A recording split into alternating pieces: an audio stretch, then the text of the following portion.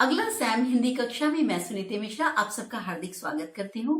तो बच्चों, आजकल हम पढ़ रहे हैं कक्षा 7 की दूरवा और आज हम पढ़ने जा रहे हैं दूरवा का 11वां पाठ पोंगल। तो बच्चों, पोंगल के विषय में मैं आपको बताऊं।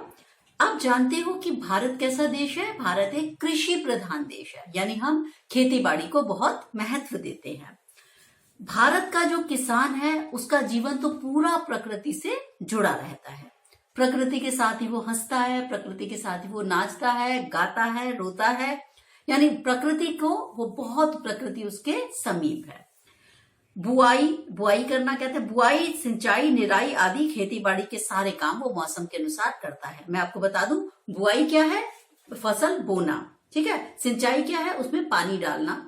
और निराई क्या है? जब जो पेड़ पौधे होते हैं, जब वो फसल उग रही होती है तो उसके चारों तरफ उल्टे सीधे, मतलब इस तरीके के बेकाम के भी पेड़ पौधे उग जाते हैं, तो निराई करना, उन जो अनर्गल पौधे हैं उनको उखाड़ फेंकना, ठीक है, और काम के पौधों को छोड़ देना, ये है निराई।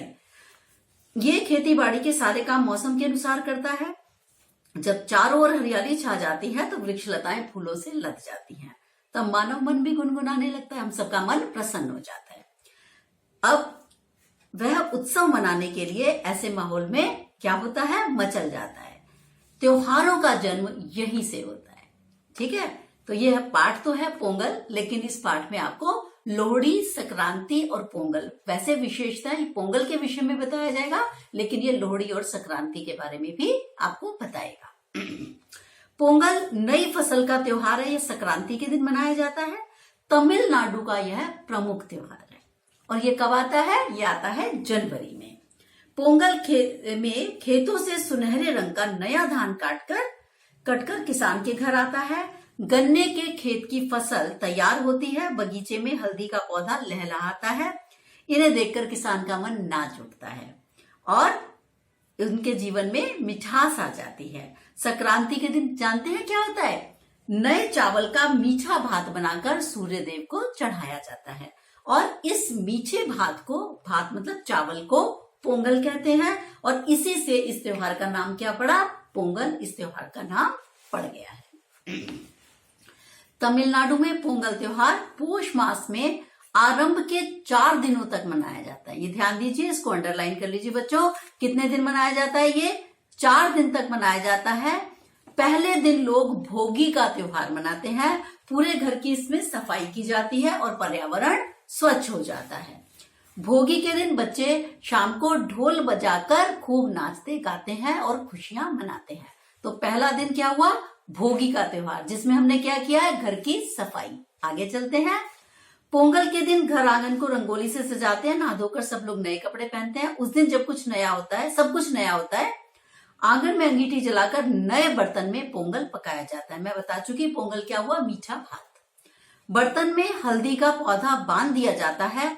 गन्ने के रस में नई फसल का चावल पकाया जाता है और जब चावल उबलकर ऊपर उठता है तो उसमें दूध डाल देते हैं।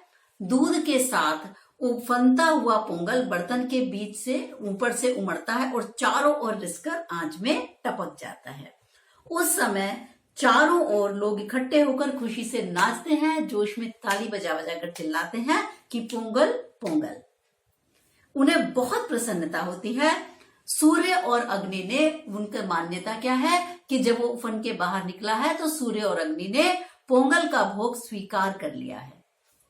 लोग अपने पास पड़ोस में पोंगल बांटते हैं। उसके बाद मित्र और सगे संबंधी सब मिलकर बहुत अच्छा भोजन करते हैं। पोंगल के दिन हर तमिल भाषी, चाहे वह भारत के किसी भी कोने में रहता हो, अपने घर पहुंचने का प्रयत्न करता है। विवाहित लड़कियां पोंगल मनाने अपने मायके आ जाती हैं। तो बच्चों, आप देख रहे हो कि कितने प्यार से, कितने चाव से ये लोग इस प्रकार से मीठा भात पकाकर खाते हैं और किस प्रकार से इसकी मान्यता है। आगे चले, ये 2 दिन हो गए। अब तीसरा दिन देखते हैं क्या करने वाले हैं हम लोग। तीसरे दिन माटू पोंगल मनाया जाता है। तमिल भाषा में माडू गाय बैलों को कहते हैं और माडू का अर्थ धन भी है। तो मैंने जैसे आपको शुरू में ही बताया कि जो एक किसान है उसके लिए सबसे बड़ा धन क्या है? उसके लिए सबसे बड़ा धन है उसकी खेती बाड़ी, किसान, और वो खेती बाड़ी और ये जो हमारी उसकी फसल के साथ साथ उसके गाय बैल भी उसकी संपत्ति है। तो वो मानते हैं गाय बैल हमारी संपत्ति है। तो इस दिन ये क्या करते हैं, माटू पोंगल के दिन गाय बैलों को अच्छी तरह से नहलाया जाता है और लोग उनके सींगों को तरह तरह के रंगों से रंगते हैं और उनके गले में फूल मालाएं पहनाते हैं, उन्हें गुड़ और अच्छी अच्छी चीजें खिलाते हैं। शाम को मैदानों में बैलों को दौड़ाया भी जाता है। तो कितना सुंदर, कितने आप देखिए जो भारत के त्योहार हैं कैसे जमीन से जुड़े हुए हैं, कैसे उसमें साथ साथ व्यवहार काम कर रहा है। ये खाली आदर्श की बात नहीं कर रहे, आपको जो बैल, जो गाय, जो पशु आपको सारा साल आपको जीवन प्रदान कर रहा है, ये क्या बताना चाहता है कि देखो इनका सम्मान करो। समझ गए? तो इसलिए वो उन्होंने पूरा एक दिन रखा है उनके लिए, पशुओं के लिए, कि आज हमें पशुओं से कैसे ज्यादा सम्मान करना है। यानी उनको नहलाया जा रहा है, उनके सींग रगे जा रहे हैं, उनको खूब अच्छे अच्छे कपड़ों से सजा रहे हैं, रंगीन कपड़ों से माला पहना रहे हैं। आप ये मत सोचिए कि पशु का क्या समझ नहीं आता, पशु भी ये बात जानता है कि मेरा इस घर में कितना क्या स्थान है। तो जब वो पशु के साथ ऐसा करते हैं तो क्या होता है कि पशु भी, हमारा जो पशुधन है वो भी फलता फूलता है। ठीक है, अब हम चलते हैं चौथे दिन के पोंगल पे। चौथे दिन का है काणुम पोंगल। खाना बांधकर पूरा परिवार घर से बाहर निकल जाता है। जगह जगह मेले लगते हैं, लोग मेले में घूमते हैं और आसपास के स्थान देखने के लिए चल पड़ते हैं। इस तरह चारों दिन लोग अपने पूरे जो दिनंदिन के काम है, मतलब रोजमर्रा के कामों से छुट्टी लेते हैं और पूरी तरह से 4 दिन डूब कर त्योहार का आनंद उठाते हैं। तो ये मुझे पढ़ने में भी, पढ़ाने में भी इतना मजा आ रहा है, ये सोच के भी कि कितना सुंदर उत्सव ये रहता होगा। तो आपको कभी भी मौका मिले तो आप इन 4 दिनों में, जनवरी के महीने में जरूर वहां जाकर देखें। खेती से संबंधित यह त्योहार पूरे भारत में किसी न किसी रूप में मनाया जाता है। गुजरात से लेकर बंगाल तक लोग इसे संक्रांति के नाम से मनाते हैं और उत्तर भारत में संक्रांति पर स्नान का महत्व है। हम सब उत्तर भारत में रहते हैं तो आप देखते हो हम लोग संक्रांति मनाते हैं। गंगा, यमुना, नर्मदा, शिप्रा आदि नदियों में लोग स्नान करते हैं। चावल और मूंग दाल की खिचड़ी बनाकर खाई जाती है। महाराष्ट्र में यह तिल और गुड़ का त्योहार है, यानी हर प्रांत में उन्हीं दिनों पर कुछ ना कुछ अलग अलग चल रहा है। ठीक है ना?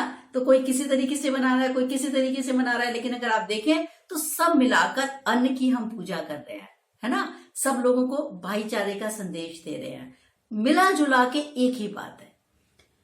अब महाराष्ट्र में तिल गुड़ का त्योहार है। तिल तो स्नेह माने प्रेम का प्रतीक है और गुड़ मिठास का। लोग एक दूसरे को तिल गुड़ देकर कहते हैं तिल गुड़ घ्या गोड़ बोला, यानी तिल और गुड़ खाओ और खूब मीठा बोलो। पंजाब में संक्रांति से पहले एक दिन लोहड़ी का त्योहार मनाते हैं। अब हम पंजाब पे आ जाते हैं। लोहड़ी यानी छोटी या छोटी संक्रांति भी इसको कहा जाता है।